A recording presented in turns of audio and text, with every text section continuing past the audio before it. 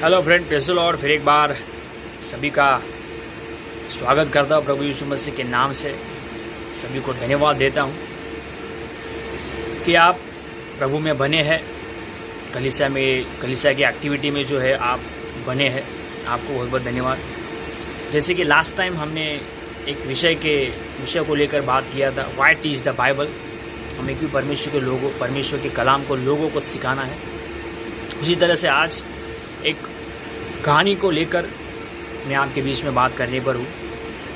उस कहानी का नाम है अय्यूब। बाइबल में एक कहानी है, उस कहानी को आज हम पढ़ेंगे और देखेंगे कि किस तरह से परमेश्वर के दास का परमेश्वर ने इस्तेमाल किया। उसके जीवन में किस तरह से परीक्षा आई और परीक्षा आने के बाद उस दास ने परमेश्वर को किस तरह से रिप्लाई दिया, और या फिर अपनी ज़िंदगी को किस तरह से वो ट्रीट करता है और किस तरह से पश्चाताप करने के बाद वो अपने जीवन को वापस परमेश्वर के साथ रिश्ते को मजबूत करता है। मतलब यूटर्न रिटेन हो जाता है, जुड़ जाता है परमेश्वर के साथ, और परमेश्वर वापस उसको किस तरह से दुगनी आशीष देता है। तो आइए चलते हैं, देखते हैं अय्यूब की पुस्तक। उम्मीद करता हूँ कि आपका अपना अपना बाइबल आपके पास होगा। जब कभी आपको ऐसा लगे कि यहाँ पर आमीन बोलना है, ज़रूर कहे परमेश्वर की महिमा के लिए।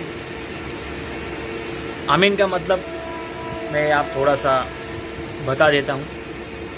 इसका मतलब है, अगर कुछ परमेश्वर की बात मेरे जीवन में मुझे सुनाई देती है तो मैंने आमीन कहा, इसका मतलब है मैंने उस बातों को ग्रहण किया। ऐसा भी होता है।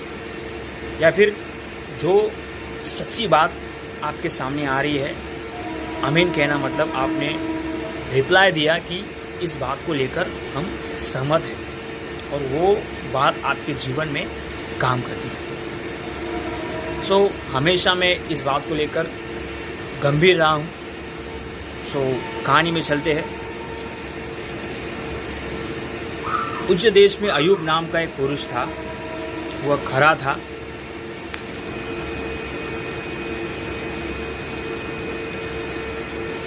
था, सीधा था, परमेश्वर का भय मानता था, बुराई से दूर रहता। 4 क्वालिटी उसके अंदर थी। कितनी?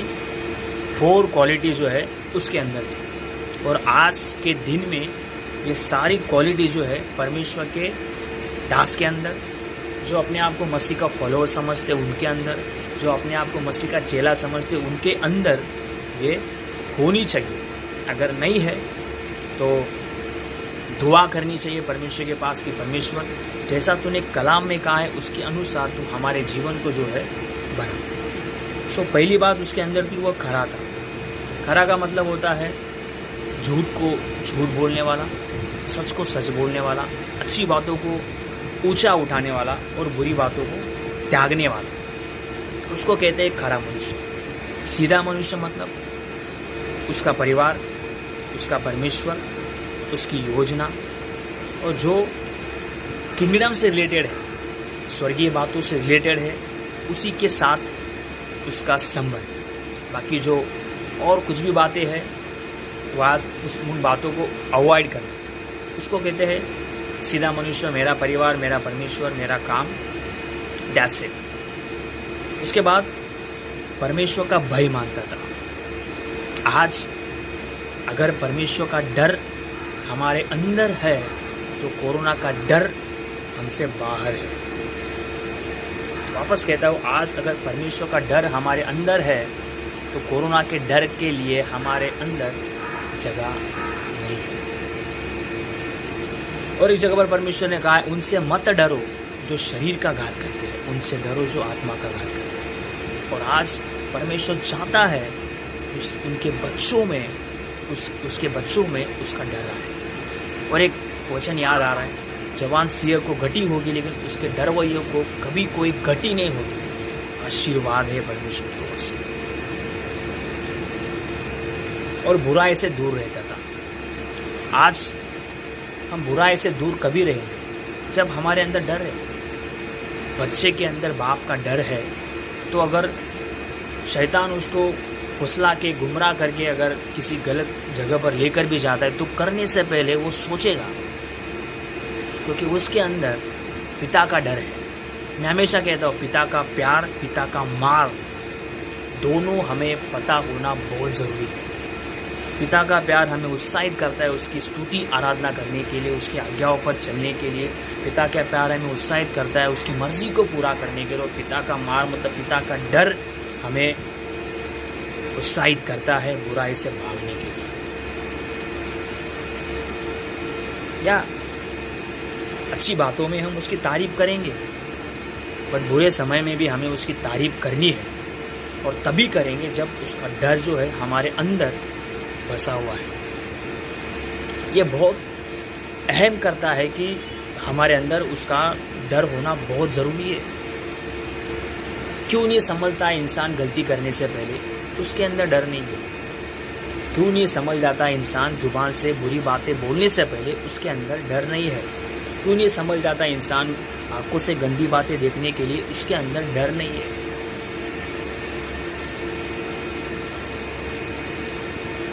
संसार में बुराई है,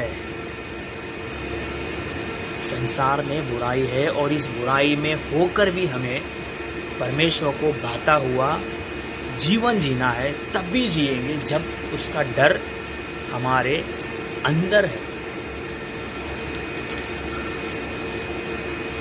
हम आगे बात करेंगे उस संसार के शासक के बारे में। आगे चलते हैं। ये उसके अंदर क्वालिटी थी। उसके 7 बेटे, 3 बेटियां थी। आशीर्वाद, रूल्स को फॉलो करने के बाद जो ऑफर मिलता है, ये ऑफर है। ओके, उसके 7 बेटे, 3 बेटियां, मतलब 10 बच्चे। ब्लेसिंग। उसके 7,000 भेड़ बकरियां। आशीर्वाद। 3,000 ऊंट। आशीर्वाद। 500 जोड़ी बैल। आशीर्वाद। 500 गधिया। आशीर्वाद। और बहुत से दास दासियां, नौकर चाकर सेवा करने के लिए। आशीर्वाद। और उसके पास इतनी संपत्ति थी कि पूर्व देशों के लोगों में वह सबसे बड़ा था। आशीर्वाद। अगेन, कैसे मिला उसको ये आशीर्वाद? वो खरा था। कैसे मिला उसको आशीर्वाद? वो सीधा था। कैसे मिला उसको आशीर्वाद? वो भय मानता था। कैसे मिला उसको आशीर्वाद? परमेश्वर बुराई से दूर रहता था। आज अगर मैं पूछूं लोगों से, 100 लोगों के बीच में अगर मैं पूछूं कितने लोगों को यह आशीर्वाद चाहिए, 100 में से 100 के 100 लोग अपने हाथों को ऊंचा उठाएंगे, आमीन कहेंगे, ताली बजाएंगे, बहुत कुछ चीखेंगे, चिल्लाएंगे, शोर करेंगे। लेकिन उन्हीं 100 लोगों को अगर मैं पूछूं क्या जो 4 क्वालिटी परमेश्वर ने अय्यूब के अंदर थी, क्या आज वो 4 क्वालिटी आज हमारे अंदर है? आपको क्या लगता है? 100 में से कम 5-6 लोगों के हाथ ऊंचे उठेंगे, या फिर हो सकता है वो भी नहीं ऊंचे उठेंगे। सो अगर हम मतलब यूँ समझो कि ये महंगी आशीष है। महंगी मीन्स बड़ा आशीर्वाद। जैसे कि जैसा विश्वास होता है वैसे हमारे जीवन में चमत्कार होता है। उसी तरह से अगर हमें बड़े आशीष की उम्मीद करते हैं तो हमें परमेश्वर भी हमसे उम्मीद करता है कि हम हमारे ज़िंदगी में जो है उसका आज्ञा पालन भी बड़ा होना चाहिए। या आशीर्वाद पाने का जरिया एक ही है, उसका आज्ञा पालन। और हमारा परमेश्वर फ्री वाला परमेश्वर नहीं है। उसको जितना करना था उतना उसने किया है। मूसा के चलते उसने बात किया, अब्राहम के चलते उसने बात किया। उसका एक ही मैसेज था लोगों के लिए, लोगों को अंधकार से बाहर लाना है, लोगों को सुधारना है, लोगों को बनाना है, लोगों को अपनी ओर लेके आना है। कैसे छुड़ाया उसने इज़राइल लोगों को मिस्र की ओर से, मिस्र के अंदर से, आपने पढ़ा होगा। उत्पत्ति से लेकर प्रकाशित वाक्य तक एक ही मैसेज है विश्वासी लोगों के लिए। मन फिराओ, पश्चाताप करो, गलतियों में से बाहर आ जाओ, परमेश्वर के साथ अपने रिश्ते को ठीक करो और मजबूती में प्रार्थना करो और शैतान के जाल को जला के राख कर दो, शैतान के चाल को तोड़ दो, वचन से शैतान का सामना करो और वचन से अपने आप को दुल्हन के नाई तैयार करो क्योंकि स्वामी आने वाला। एक ही मैसेज, मन फिराना बुरी बातों से, पश्चाताप करना है बुरी बातों से, बपतिस्मा लेना है, यीशु मसीह की मर्जी को पूरा करना है, उसकी आज्ञाओं में रहना है, उसके अधीन रहना। एक ही मैसेज पूरे बाइबल में। आज हर कोई चाहता है मुझे बड़ी आशीष मिले, आज हर कोई चाहता है परमेश्वर मेरे जीवन में बड़ा चमत्कार करे, लेकिन क्या हमारे जिंदगी से उसकी महिमा हो रही है? हमारे जीवन में उसका आज्ञा पालन दिख रहा है? तो हम कैसे उम्मीद कर सकते परमेश्वर मुझे अय्यूब की आशीष दे? कैसे उम्मीद कर सकते परमेश्वर मुझे अब्राहम की आशीष दे? हमें बोलने के लिए बहुत अच्छा लगता है परमेश्वर मुझे अब्राहम की आशीष दे, लेकिन मैं आपको बताना चाहता हूँ अब्राहम की आशीष पाने के लिए अब्राहम जैसी परीक्षा भी देनी पड़ेगी। नो, आज क्या वो परीक्षा हमारे जीवन में है? सिंपल लाइफ प्रभु यीशु ने हम सभी को दिया है। वो इतना ही चाहता है पवित्र आत्मा से भरे रहो और बुराई से दूर रहो।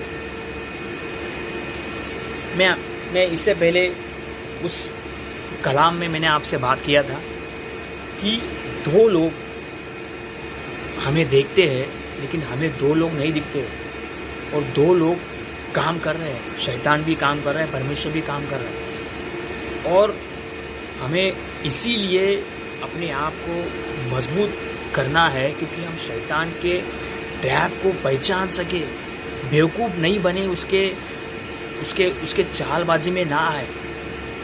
वो बेवकूफ़ बनाता है और अगर हमारे पास इसका ज्ञान है तो हम उसमें से बाहर आ सकते हैं। और एक के लिए हमारे पास इसका ज्ञान होना चाहिए ताकि हम तैयार रहे उसके आगमन के लिए, क्योंकि उसका आना भी निकट है। स्वामी कभी आएगा हम उसको नहीं जानते, उस समय को हम नहीं तय कर सकते, ये हमारे समझ के परे है। हम आगे चलते हैं।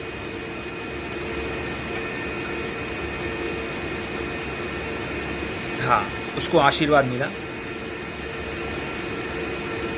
और अभी और एक बात मैं आपको बताना चाहता हूँ, अगर हम चाहते हैं कि परमेश्वर मेरे नगर को आशीर्वाद दे, कैसे होगा?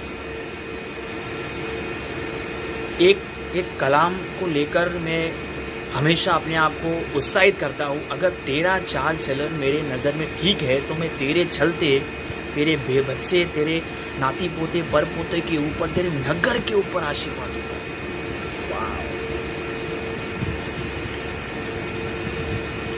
नगर के ऊपर आशीष। आप जहाँ पर रहते हैं, अगर आप चाहते हैं कि आप परमेश्वर उस नगर में चमत्कार करें, आपके शहर में चमत्कार करे, आप चाहते हैं कि आपके नाती पोती खुशहाली में ज़िंदगी जिए, और ये भी कहता है कि अगर तेरा चाल चलन मेरी नज़र में ठीक है, मैं तेरे परिवार में कोई भी ऐसी बीमारी नहीं भेजूँगा। तो देखो, आपके चलते आपके बीवी बच्चों में चंगाई, आपके चलते आपके बीवी बच्चे, आपके नाती पोतों में चंगाई, आपके चलते आपके बीवी बच्चे, आपके नाती पोते, आपके नगर में चंगाई। कितना महान परमेश्वर है। मुझे अच्छा लगेगा कि मैंने उसकी मर्जी को पूरा किया और मेरे चलते मेरे परिवार में परमेश्वर ने आशीष दी। वाह, अद्भुत योजना है उसकी हमारे लिए।